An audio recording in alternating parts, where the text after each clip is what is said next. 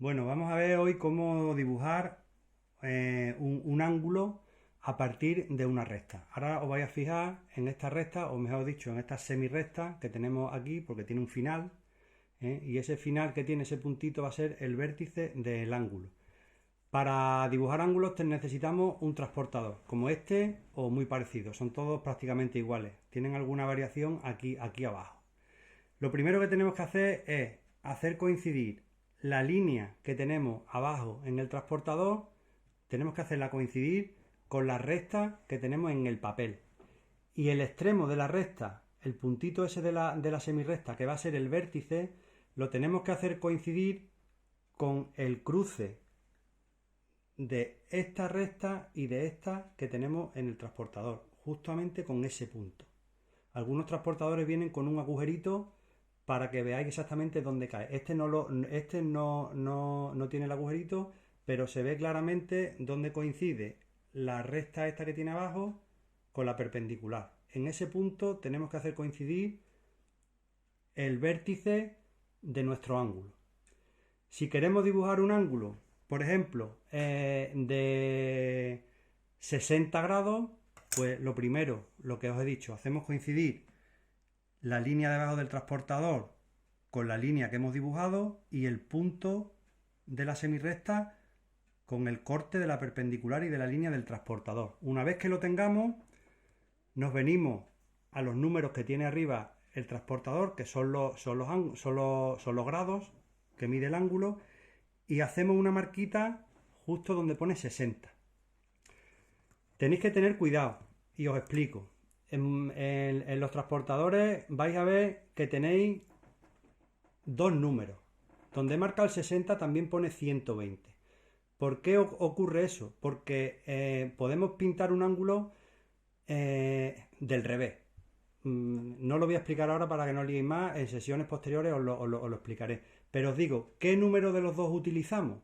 Pues si el ángulo es más cerrado o tiene menos de 90 grados, tenemos que usar un valor que sea más pequeño de 90 grados. Es decir, si el ángulo es más pequeño de un ángulo recto, tenemos que utilizar un número más pequeño de 90. Y si el ángulo está más abierto de un ángulo recto, tenemos que utilizar unos grados que sean más superiores a 90. En este caso hemos utilizado 60 porque el ángulo que vamos a pintar es más pequeño que un ángulo recto.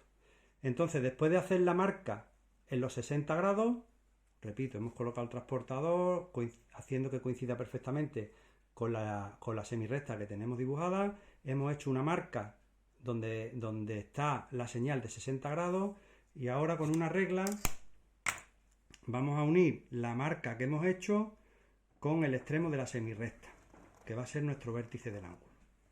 Y así tendríamos dibujado ese ángulo que mide 60 grados exacto.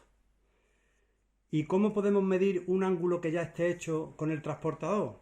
Pues nos volvemos a fijar en la semirrecta de abajo del ángulo, hacemos coincidir el transportador igual que si fuéramos a dibujarlo y la segunda semirrecta, el segundo lado del ángulo, vemos que coincide con la cifra numérica de grados que tiene el transportador. En este caso, ¿cuánto mediría este ángulo? 90 grados.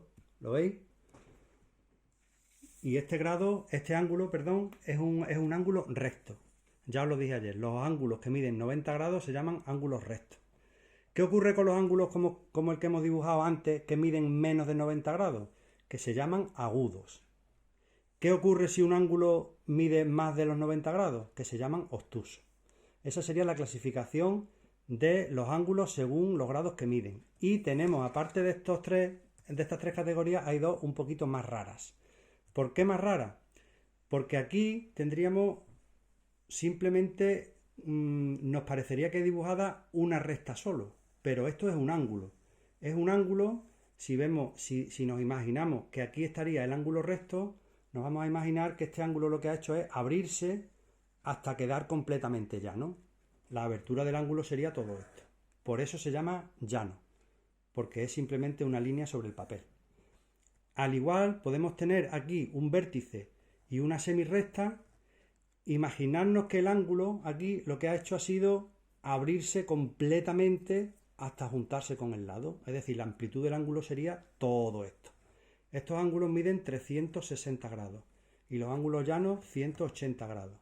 Como he dicho antes, este se llama llano y este tipo de ángulos se llaman completos porque uno de sus lados da una vuelta completa sobre el vértice.